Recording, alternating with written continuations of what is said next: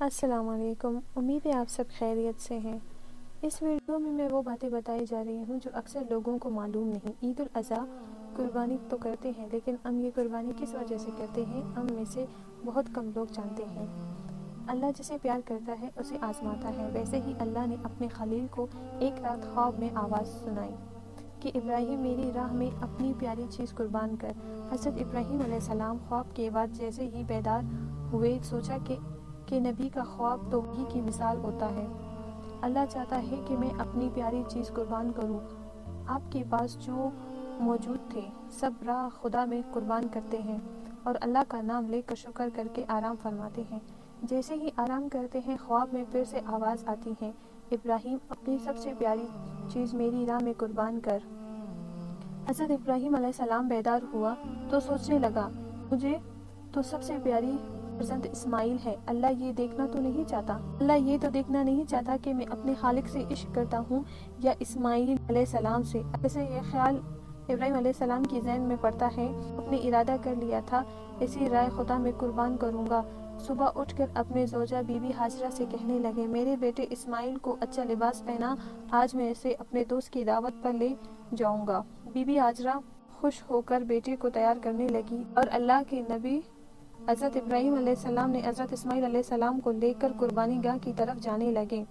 اتنی دیر میں شیطان آیا اور بی بی ہاجرہ سے کہنے لگا، آپ کے بیٹے اسماعیل کو دوست کے پاس نہیں بلکہ تمہارے بیٹے اسماعیل کو مرنے کے لیے جا رہا ہے۔ بی بی ہاجرہ نے سوچا، میں ابراہیم علیہ السلام کو جانتی ہوں، وہ اپنے بیٹے کو کیوں مارے گا؟ شیطان کہنے لگا، حضرت ابراہیم علیہ السلام نے اللہ کی طرف سے خواب دیکھا کہ بیٹے کو قربان کرو اور وہ اللہ کے لیے تمہارا بیٹا قربان کر دے گا۔ بی بی ہاجرہ فخر سے بولی، اے شیطان، تم پر اللہ کی لعنت ہو، اگر میرا بیٹا اللہ کی رضا کے لیے قربان ہو رہا ہے تو اس سے بہتر میرے لیے فخر کی کیا بات ہوگی، میری ہزاروں بیٹے اللہ کے نام پر قربان۔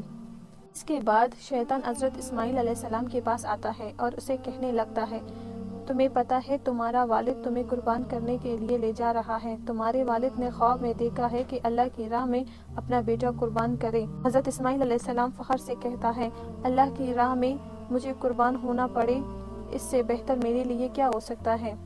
پھر شیطان یہی سوال لے کر حضرت ابراہیم علیہ السلام کے پاس آتا ہے اور کہتا ہے کہ اپنا پیارا بیٹا اسماعیل کیوں قربان کر رہے ہو؟ تمہیں کیا پتا کہ تمہاری قربانی قبول ہوگی یا نہیں؟ اتنی دیر میں ابراہیم علیہ السلام پتھر اٹھاتے ہی اور شیطان پر لعنت کر کے پتھر مارتا ہے۔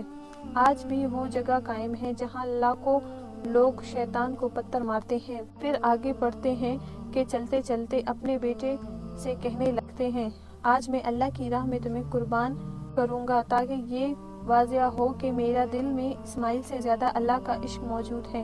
آپ کے فرزندہ اسماعیل فخر سے کہتے ہیں کہ بابا، اس سے بہتر میرے لیے اور کیا ہوگا، لیکن بابا میں کچھ عرض کرنا چاہتا ہوں۔ آپ بوڑھے ہیں اور مجھ سے بے پناہ پیار کرتے ہیں، جب میرا گلا کٹے گا آپ دیکھ نہیں پائیں گے۔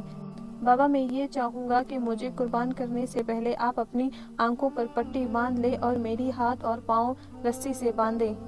بس ابراہیم علیہ السلام کے ہاتھ اور پاؤں رسی سے باندھ کے اپنی آنکھوں پر پٹی باندھ دیتے ہیں اور چھری کو حضرت اسماعیل علیہ السلام کے گلے کے قریب کرتے ہیں اور آسمان کی طرف دیکھ کر فرماتے ہیں، اے اللہ، اگر تو مجھے ہزاروں اسماعیل عطا کرتا ہے تو سب اسماعیل تیرے نام پر قربان کرتا ہوں۔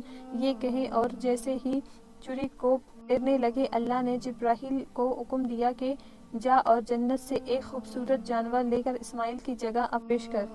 اور وہاں ابراہیم علیہ السلام چھری پھیرتے پھیرتے جب خون بہنے لگا، ابراہیم علیہ السلام اللہ کا شکر کرنے لگا اور جیسے ہی آنکھوں سے پٹی کو جدا کیا تو دیکھے اسماعیل صحیح و سلامت ان کے ساتھ کھڑا ہے اور قربان گاہ میں ایک جانور اللہ کی راہ میں قربان ہو چکا تھا۔